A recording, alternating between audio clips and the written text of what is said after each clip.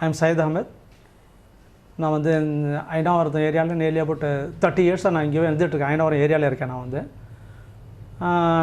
இங்கே என்னுடைய மிஸ்ஸஸ் இவங்க, என்னுடைய செகண்ட் சன் இவர். என்னுடைய செகண்ட் சன், என்னுடைய ஃபஸ்ட்டு சன் வந்து அப்ராடில் இருக்கார் அவர். இன்ஃபேக்ட் நான் அவருக்காக தான் இந்த ஃப்ளாட்டு வந்து இப்போ சூஸ் பண்ணது, அவருக்காக தான் இப்போ சூஸ் பண்ணது, வாங்கினதும் அவருக்காக தான் வாங்கினது வந்து. பட் இருந்தாலும் வந்து எனக்கு என்னென்னா இந்த ஏரியா வந்து ஓரளவுக்கு நல்ல அயனாவரங்கிற ஏரியா வந்து அயனாவரத்தில் வந்து அங்கே இருந்து வாழ்ந்துட்டுங்களுக்கு வந்து அயனாவரம் ஏரியா பற்றி நிறையாவே தெரியும். அதர்வைஸ் வந்து மற்ற ஏரியாவை கம்பேர் பண்ணும்போது இந்த ஏரியாவே ஒரு வெரி ஐசோலேட்டட் ஏரியா மட்டும் கிடையாது, ரொம்ப காம்ஃபுல் ஏரியா வேறு இங்கே வந்து இந்த ஏரியா. ஸோ இந்த ஏரியாவில் இருந்தவங்க மோஸ்ட்லி இந்த ஏரியாவை ரொம்ப லைக் பண்ணுவாங்க. அந்த மாதிரி பட்சத்தில் பார்க்கும்போது நாங்களும் வந்து சரி ஒரு கிட்டத்தட்ட ஒரு 2 வருஷமாக வந்து நாங்கள் ஏதாவது ஒரு ஃப்ளாட் ஒன்று சன்னுக்காக வாங்கணுங்கிற ஐடியாவில் நாங்கள் வந்து பார்த்துட்ருந்தோம். அந்த மாதிரி பார்த்துட்ருக்கும்போது தான் வந்து சடனாக ஒன் ஃபைன் மார்னிங் பார்த்தோன்னா ஃபார்ம் ஃபவுண்டேஷன் வந்து ஜஸ்ட் என்னுடைய வீட்டுக்கு பின்னாடியே அவங்க வந்து ஒரு போர்டு, டிஸ்பிளே போர்டு வைப்பாங்கன்னு நான் எதிர்பார்க்கவே இல்லை. அது இருந்தது. அது பார்த்த உடனே ஃபஸ்ட்டு கால் வந்து அந்த நம்பரை பார்த்துட்டு கொடுத்தேன். அப்போது உங்கள் ஃபார்ம் ஃபவுண்டேஷனில் வந்து எனக்கு ரிப்ளை வந்து மிஸ் ஜெயஸ்ரீங்கிறவங்க தான் எனக்கு ஃபஸ்ட் கால் அவங்க தான் எடுத்தாங்க. அவங்க தான் என்னோட பேசுனாங்க. பேசும்போது அவங்க என்ன சொன்னாங்கன்னா, சார் நீங்கள் நேரில் வாங்க சார், நம்ம டிஸ்கஸ் பண்ணலாம் அப்படின்னாங்க. அதுக்கப்புறம் வந்து நாங்கள் என்னென்னா சரி அப்படியே வந்து நாங்கள் ஜஸ்ட்டு பார்த்தோன்னே கால் பண்ணது. அப்புறம் என் சன் கிட்ட கேட்டேன், சரி பார்க்கலாம்ப்பா, நமக்கு பட்ஜெட்டை விட ஓரளவுக்கு கொஞ்சம் ஜாஸ்தியாக இருக்கும் போல இருக்குது, அதனால் கொஞ்சம் நம்ம பொறுமையாக பார்க்கலாம் அப்படிங்கிறனால வந்து பண்ணால் அதில் கிட்டத்தட்ட ஒரு 2 மாதம் அப்படியே எங்களுடைய நெகோஷியேஷன்லேயே எங்களுடைய டிஸ்கஷன்லேயே வந்து இன்ஃபேக்ட் அது சரியாதாச்சு. அதுக்கப்புறம் சடனாக வந்து என்ன பண்ணேன், சன்னிட்ட ஏன்பா இந்த மாதிரி நம்ம பேசிகிட்டே இருந்தோம் ரொம்ப நாள் போயினோன்னே அது அப்போ அந்த நேரத்தில் வந்து நீங்கள் அங்கே எடுத்துகிட்டு எர்த் ஒர்க் பண்ண ஆரம்பிச்சிங்க. To be frank with you, உங்கள் எர்த் ஒர்க் எனக்கு ரொம்ப பிடிச்சிருந்தது. ஏன்னா நான் வந்து பேசிக்காக வந்து இப்போ நீங்கள் பார்த்துட்டு இந்த வீடு பார்த்தீங்கன்னா நாங்கள் வந்து ஒரு இன்ஜினியரை வச்சோ இவங்கள வச்சோ கட்டினதில்லை. In fact to be frank with you, நாங்களே வந்து சூப்பர்வைஸ் பண்ணி நாங்களே பண்ணதுனால ஈச் அண்ட் எவ்ரி திங் எப்படி இருக்கணும் அந்த மாதிரி. எனக்கு வந்து சிவிலில் வந்து கொஞ்சம் இன்ட்ரெஸ்ட் ஜாஸ்தி. நார்மலாக I am not a civil engineer, but இருந்தாலும் வந்து எனக்கு என்னென்னா சிவிலில் கொஞ்சம் இன்ட்ரெஸ்ட் ஜாஸ்தி. அதில் வந்து நான் வந்து உங்களுடைய ஃபார்ம் வந்து உங்களுடைய ஃபவுண்டேஷன் உங்கள் பேருக்கு தகுந்த மாதிரி, ஃபார்ம் ஃபவுண்டேஷனுங்கிற பேருக்கு தகுந்த மாதிரி உங்கள் ஃபவுண்டேஷனே ரொம்ப நல்லா இருந்தது. அது எனக்கு ரொம்ப பிடிச்சிருந்தது. அப்புறம் தான் நான் வந்து சொன்னேன், ஆனால் இதுக்காக நான் ஃப்ளாட் வாங்கினதுக்காகவே நாங்கள் படிப்படியாக ஏறியோ இல்லை மற்ற எல்லா நான் ப்ரொமோட்டர்ஸ்கிட்ட போய் பேசியோ இது பண்ணி அந்த மாதிரி நாங்கள் வந்து டிசைட் பண்ணவே இல்லை. இந்த மாதிரி தான் டிசைட் பண்ணோம். டிசைட் பண்ணோன்னா சன் என்ன சொன்னார், ஓகே வேணா போய் கேளுங்கப்பா அப்படின்னாரு. அதுக்கப்புறம் தான் நாங்கள் வந்தேன். அங்கே வந்தப்போ வந்து உங்களுடைய ஆஃபீஸுக்கு வந்தப்போ ஜெயஸ்ரீயோட வந்து ராஜி வந்தாங்க. ராஜி அவங்களாம் வந்து 2 பேர் பேசி தான் அப்புறம் வந்து சரின்னு சொல்லி ஒரு நெகோஷியேஷன் நடந்தது. நெகோஷியேஷனுக்கு அப்புறம் வந்து ஃபைனல் பண்ணோம். அது ஒரு சொல்ல போனீங்கன்னா ஒரு கிவ் அண்ட் டேக் பாலிசியில் அந்த நெகோஷியேஷன் இருந்தது. உண்மையாலுமே அதை நான் விரும்புகிறேன் ரொம்ப வந்து. ஏன்னா ஏதோ ஒரு ஃபோமாக இல்லாமல், அதே சமயத்தில் ஒரு வந்து ரிஜிட்டாக இல்லாமல், ஒரு கஸ்டமர் ஃப்ரெண்ட்லியாக நம்ம பேசுகிறதுக்கும் அவங்க நம்மகிட்ட கேட்குறதுக்கும் ஒரு கிவ் அண்ட் டேக் பாலிசியில் ஒரு பிஸ்னஸுக்கு என்ன தேவையோ அந்த மாதிரி வந்து கரெக்டாக வந்து அவங்க இது பண்ணாங்க. அதுக்கப்புறம் தான் நம்ம வந்து அட்மின் சைடில் பார்த்தோம்னா, அட்மின் சைடில் ஃபஸ்ட்டு நான் சொல்ல போனேன்னா உங்களுடைய ஜெயஸ்ரீக்கும் ராஜிக்கும் I must thankful to them. Why பிகாஸ்னால் அவங்க வந்து அவங்கள்ட்ட தான் நான் ஃபஸ்ட்டு நெகோஷியேட் பண்ணேன். நெகோஷியேஷனே வந்து ரொம்ப சாட்டிஸ்ஃபையாக இருந்தது. மோரோவர் வந்து டேர்ம்ஸை பற்றி எனக்கு கொஞ்சம் கன்ஸ்ட்ரெயின் இருந்தது அந்த சமயத்தில். வந்து பேமெண்ட்டுடைய டேர்ம்ஸு கொஞ்சம் கன்ஸ்ட்ரெயின் இருந்தது அந்த சமயத்தில். அந்த கன்ஸ்ட்ரெயினுக்காக நான் சொன்னேன், எனக்கு கிட்டத்தட்ட ஒரு 2-3 மாதம் எனக்கு டைம் வேணும், நான் என்ட்ரு பண்ணுறதுக்கு ரெடியாக இருக்கேன், நான் என்ட்ரு பண்ணாலும் அந்த பேமெண்ட்டில் வந்து எனக்கு கொஞ்சம் வந்து கன்ஸ்ட்ரெயின் இருக்குங்காட்டி எனக்கு ஒரு 2-3 மாதம் எனக்கு டைம் கொடுத்தீங்கன்னா ஓரளவுக்கு எனக்கு சரியாகும், அப்படி இருந்தாலும் I will enter into the contract அப்படின்னு சொன்னாங்க. வந்து சொன்ன உடனே அவங்க என்ன சொன்னாங்க, ஸோ ஓகே சார் நாங்கள் வந்து பேசிட்டு சொல்கிறோம் அப்படின்னு சொல்லி உடனே பேசிட்டு வந்து ராஜியும் ஜெயஸ்ரீயும் சொன்னாங்க. சொன்ன உடனே ஓகே என்ட்ரு பண்ணலான்னு சொல்லிட்டு வந்து நான் வந்து ஃபஸ்ட்டு 16th நவம்பர் 2012 இல்லையா, 16th நவம்பர் 2012 அன்றைக்கி என் மிஸ்ஸஸுடைய பர்த்டே. அன்றைக்கி அன்றைக்கி தான் நான் ஃபஸ்ட்டு உங்கள் ஆஃபீஸில் வந்து நான் பேசி சைன் பண்ணேன். அன்றைக்கி பேப்பரை சைன் பண்ண உடனே அன்றைக்கி என்ன பண்ணாங்க, ரொம்ப இதாக இருந்தது. சரி அதுக்கப்புறம் வந்து சரி நம்ம டேர்ம்ஸ் நம்ம சொன்ன மாதிரி கொஞ்சம் இது பண்ணோம். அது மாதிரி வந்து இது பண்ணாங்க. சரி அவங்களும் வந்து நெகோஷியேஷனில் வந்து கொஞ்சம் முன்பின் வந்து இது பண்ணாங்க. பட்டு அந்த இடத்துல வந்து எனக்கு இன்னொன்று என்னான்னு கேட்டிங்கன்னா, உங்களுடைய ஆர்கனைசேஷனை உங்கள் ஃபவுண்டேஷன் இதே ஃபார்ம் ஃபவுண்டேஷனை ஒரு ஐஎஸ்ஓ கம்பெனிங்கிறதுக்கு நல்லாவே தெரியும். ஐயோ நானும் வந்து ஒரு ஐஎஸ்ஓ கம்பெனியில் வேலை செஞ்சு வந்தவன். அதனால் ஒரு ஐஎஸ்ஓன்னா எப்படி இருக்கும், ஒரு ப்ராடக்ட் இது எப்படி இருக்கும், கிளாரிட்டி எப்படி இருக்கும்னு தெரியும். ஃபஸ்ட்டு ஒரு பிஸ்னஸுக்கு ஒரு ஐஎஸ்ஓ கம்பெனிக்கு வேண்டிய 3 C's உங்கள்கிட்ட இருந்தது. தட் 3 C's என்ன சொல்லி கேட்டிங்கன்னா கிளாரிட்டி, கன்சிஸ்டன்சி, கமிட்மெண்ட். இந்த 3 வந்து அந்த கம்பெனியில் உங்கள்கிட்ட இருந்தது. கிளாரிட்டின்னு சொல்லும்போது சொன்னீங்கன்னா அதாவது டாக்குமெண்டேஷன் கிளாரிட்டி, அதுதான் நான் சொல்ல வரேன். கிளாரிட்டிங்கும் போது எங்கேயும் வந்து ஒரு ஒரு ஹைடென்சிட்டிங்கிறதோ இல்லை வந்து சொல்கிறதுக்கு முரண்பாடாவோ இல்லை ஏதாவது வந்து நம்மளுடைய இதுக்காக சொல்லிட்டு வந்து சரி நம்ம வந்து ஒரு குவாலிட்டிலையோ இல்லை மற்ற எதுலேயோ வந்து காம்ப்ரமைஸ் பண்ணிவிட்டு அந்த நெகோசியேஷனுக்காகன்னு சொல்லி நம்ம வந்து ஒரு டிவியேஷன் எடுத்துக்கிறதையோ ஒரு பிளான் டிவியேஷனோ இதெல்லாம் இல்லாமல் இருந்தது தான் எனக்கு ரொம்ப பிடிச்சது வந்து ஃபார்ம் ஃபவுண்டேஷனில். ஃபர்ஸ்ட் ஆஃப் ஆல் அதனுடைய ஒரே ரீசனுக்காக தான் நான் என்டர் பண்ணேன். அதில் வந்து அந்த கிளாரிட்டி எனக்கு வந்து உங்களுடைய டாக்குமெண்டேஷன்லேயே வந்து அந்த கிளாரிட்டி இருந்தது. அதுக்கப்புறம் கன்சிஸ்டன்சியாக இருந்தது. எல்லாமே ஒவ்வொரு கன்சிஸ்டன்சியாக வந்து ஒரு பேமெண்ட்டும் சரி, ஒரு நமக்குள்ளே இருந்த நெகோசியேஷன்ஸும் சரி, இல்லை நம்ம வந்து ஒரு ஐ மீன் ஒருத்தர் வந்து ஒரு எதுவுமே வந்து ஒரு வின்வின் கான்செப்டில் பண்ணுற மாதிரி சரி, இந்த மாதிரிலாம் கரெக்டாக இருந்தது எல்லாமே வந்து. அப்புறம் ஆஸ் யூஷுவல் வந்து கமிட்மெண்ட். லாஸ்ட்டாக கமிட்மெண்ட்ங்கிற இடத்துல வந்து கமிட்மெண்ட்டு எப்போவுமே வந்து கமிட்மெண்ட்டில் கொஞ்சம் ப்ளஸ் ஆர் மைனஸ் ஆகிறது தான். It's not a big thing எந்த விஷயத்தில் பண்ணாலும். தட்டு ஏன்னு கேட்டிங்கன்னா கமிட்மெண்ட்ங்கிற இடத்துல நிறையா வந்து உங்களுக்கு வந்து டிபெண்டபிலிட்டி ஜாஸ்தி. ஒரு கன்ஸ்ட்ரக்ஷனுங்கும் போது டிபெண்டபிலிட்டி ஜாஸ்தி.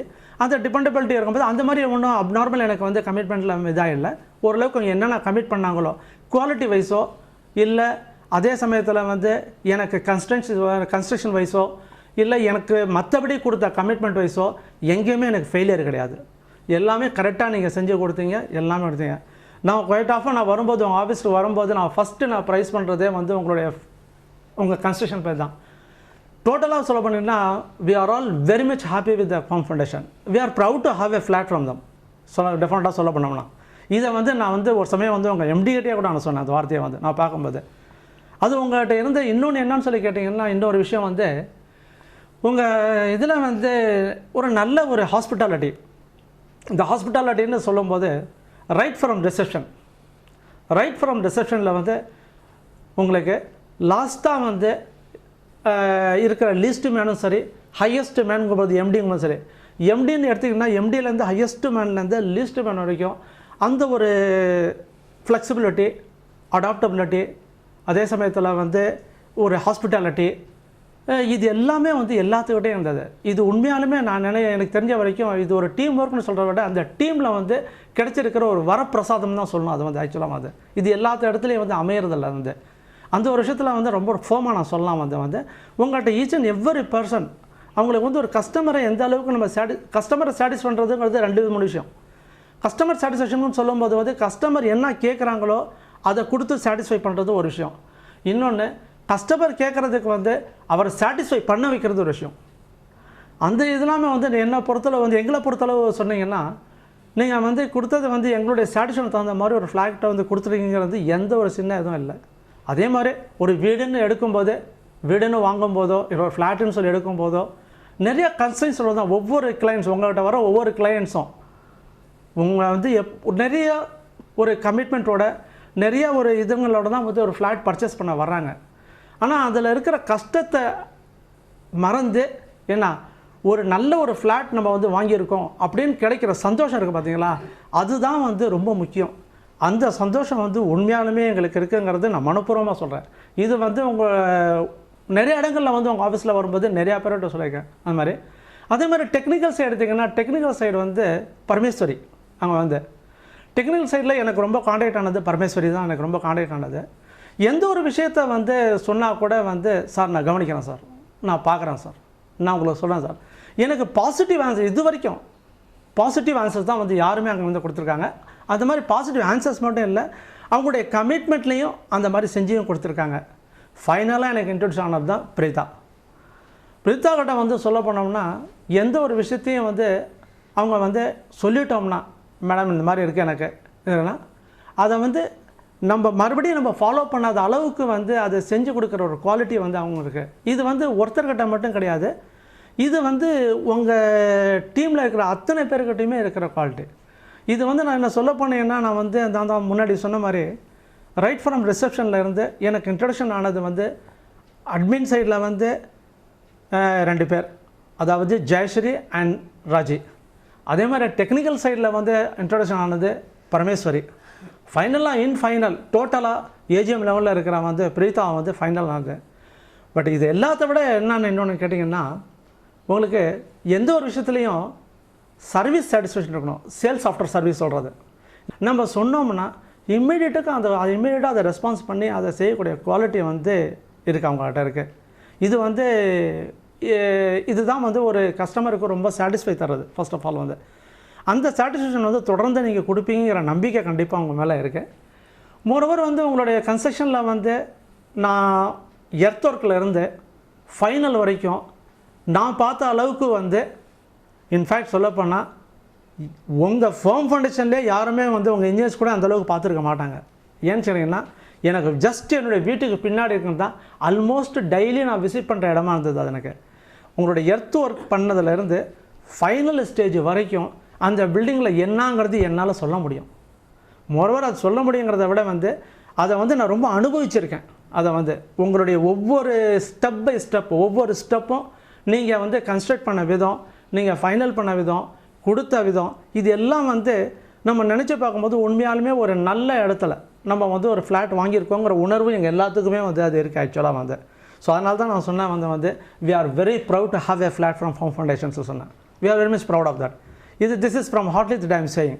It is not just because of that you are ஆஸ்கிங்கிறனால வந்தோ இல்லை வேறு ஒரு அட்வர்டைஸ்மெண்ட்காகவோ நான் சொல்லலை. இந்த வார்த்தையை வந்து மனப்பூர்வமாக இந்த வார்த்தையை நான் சொல்கிறோம் வந்து மனப்பூர்வம் நாங்கள் அத்தனை பேருமே அதில் வந்து ரொம்ப சாட்டிஸ்ஃபையாக இருக்கும் அந்த ஒரு விஷயத்தில் வந்து.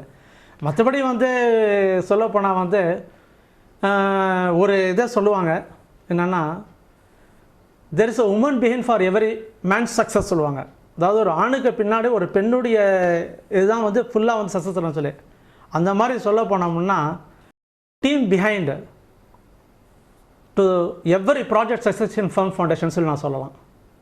உங்களுடைய ஃபேம் ஃபவுண்டேஷனுடைய ஒவ்வொரு ப்ராஜெக்டுடைய சக்ஸஸுக்கும் பின்னாடி வந்து அந்த டீம் ஒர்க்கு தான் அது.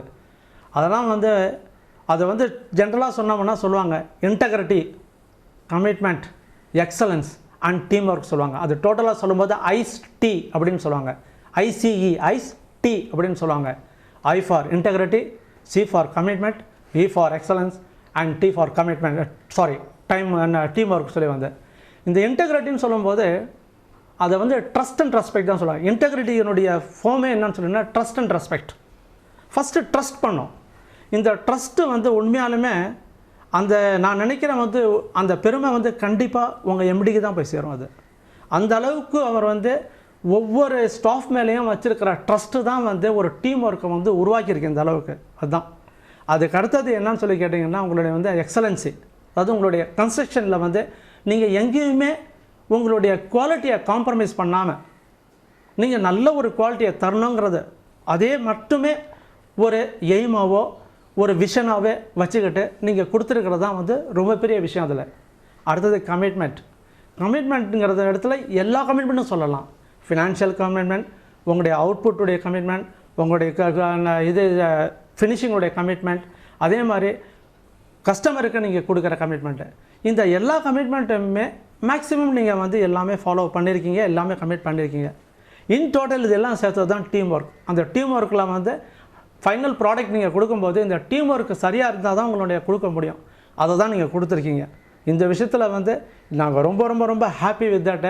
ஏன்னா நாங்கள் எங்களுடைய வாழ்த்துக்களும் வந்து என்னென்னா wish you all best luck, wish you all our wishes to your each and every staff of the Farm Foundation, and we wish to give more and more growth in your future products too. Thank you.